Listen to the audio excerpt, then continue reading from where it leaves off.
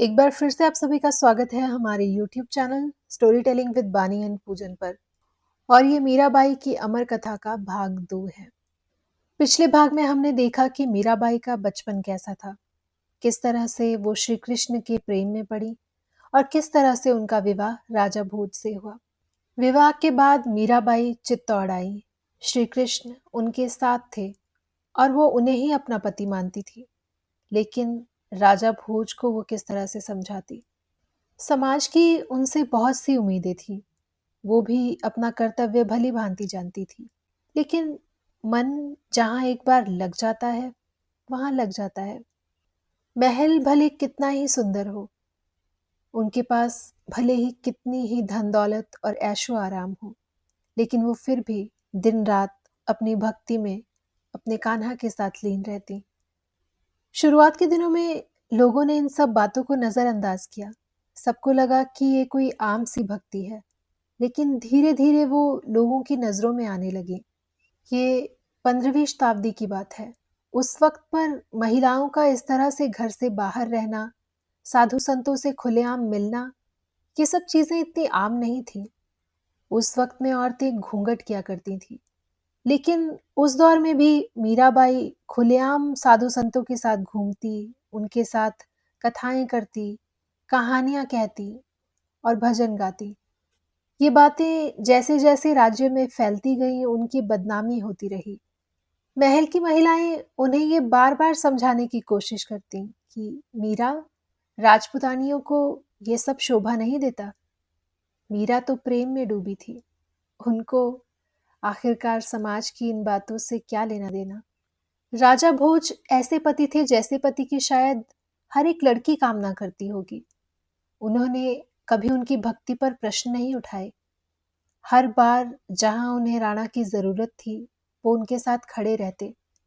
वो समझते थे कि कान्हा और मीरा के बीच किस तरह का प्रेम है, लेकिन वो उस प्रेम के कभी आड़े नहीं आए। ये एक खुशी थी जो मीरा के जीवन को और खूबसूरत बनाती थी, लेकिन खुशियां ज्यादा दिन तक टिकती कहाँ हैं। कुछ दंत कथाओं की माने तो राजा भोज बहुत लंबे समय तक बीमार रहे। उनकी सेहत गिरती रही और एक दिन उनकी मृत्यु हो गई। तो कुछ कहानियों का कहना है कि युद्ध के चलते उनकी मृत्यु हुई।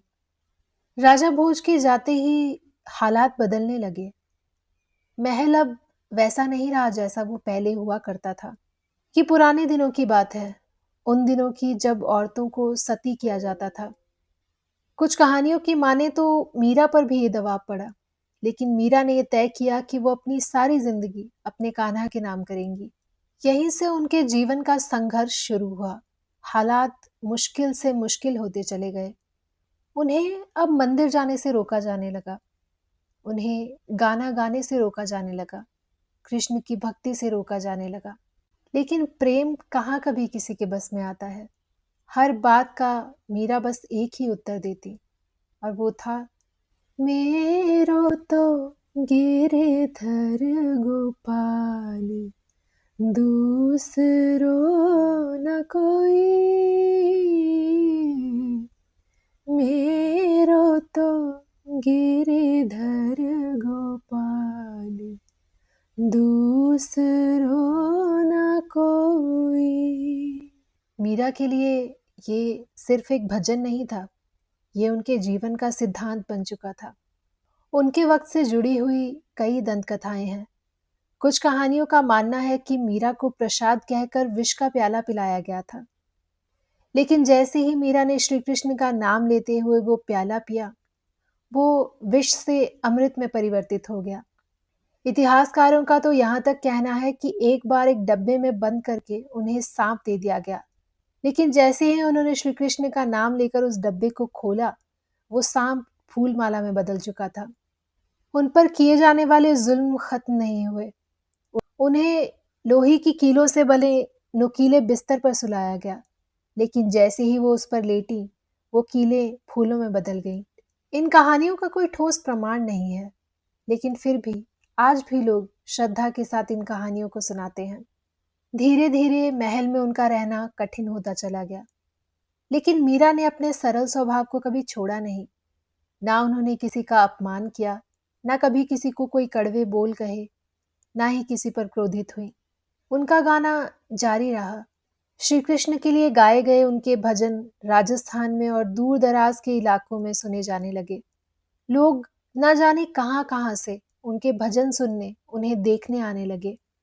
उनकी वाणी में ऐसी मिठास, उनकी आवाज़ में ऐसा खिंचाव था कि गरीब से गरीब और अमीर से अमीर, विद्वान से विद्वान इंसान उनके पास आकर बैठने लगा। लेकिन मीरा के जीवन में अभी भी कई मोड़ आना बाकी थे। एक ऐसा समय आया जब उन्हें महल छोड़कर जाना पड़ा। वो हर उस स्थान पर गई जहाँ श्री कृष्ण की स्मृतियाँ थी। वो गई वृंदावन, वो गई द्वारका। यही कुछ ऐसे सफर हैं जो मीरा के जीवन को आध्यात्म की ऊंचाइयों तक लेकर चले गए। भाग 3 में हम जानेंगे कि आखिर ऐसा क्या हुआ कि मीरा को महल छोड़ना पड़ा। वृंदावन में आखिर क्या हुआ? द्वारका में उनके बारे में क्या कहा जाता है? द्वारका में उनके अंतिम दिनों में आखिर क्या हुआ? राजस्थान की एक आम सी राजकुमारी, आखिर उसने ऐसा क्या किया कि वो कृष्ण की सबसे बड़ी भक्त कहलाने लगी? भाग 2 को पूरा सुनने के लिए आपका बहुत-बहुत धन्यवाद। हम जल्द ही आपके लिए इस कहानी का अंतिम और भाग 3 लेकर आएंगे। जय श्री कृष्ण।